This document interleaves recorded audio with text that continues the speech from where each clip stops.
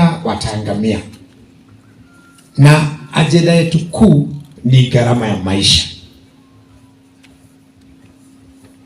kwa sababu Mkikuyu akitaabika, Mkisii anataabika, Mungiriama, Mjaluo, shida ni kwa zizi sote.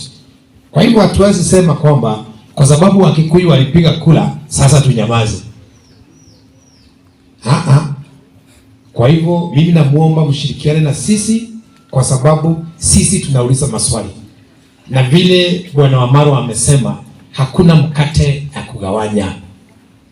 Sisi tunataka keki ya taifa, mkate wa taifa uwe na ugawa wa usawa kwa kila mwananchi wa Kenya. Hiyo mkate ni ya taifa, sio ya Chagua na watu wengine hapo. Na ningependa kusema pole, kwa sababu mimi natoka Mount Kenya, kwa ile mambo ambayo Chagua anaongeanga. Sisi hatukuangi tumemtuma kutoka Mount Kenya. Sisi tunajua kuongea na Wakenya wenzetu. Sisi tunaheshimu wa Kisii, tunaheshimu wa Baluya, wa Jaluo na wengineko. Na sisi hatuwezi kusherehekea wenzetu wakiumia. Juzi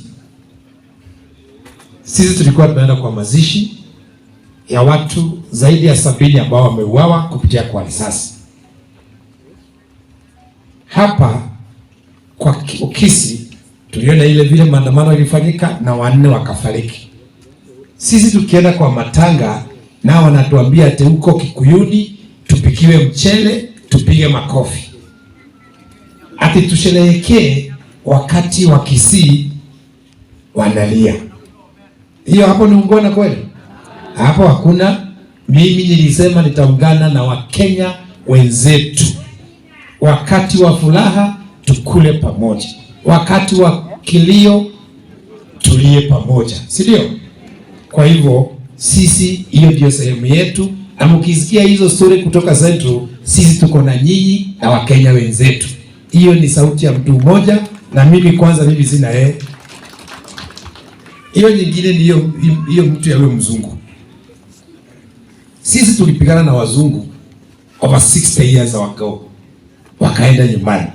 Sasa mzungu Muamerika, huyo mwanadada anakuja kusema ati mambo ya kuongea haina maana, uchaguzi ulikuwa wa haki, na hata hiyo budget ambayo ilitangazwa ya kumfinya mwananchi, ati wa Amerika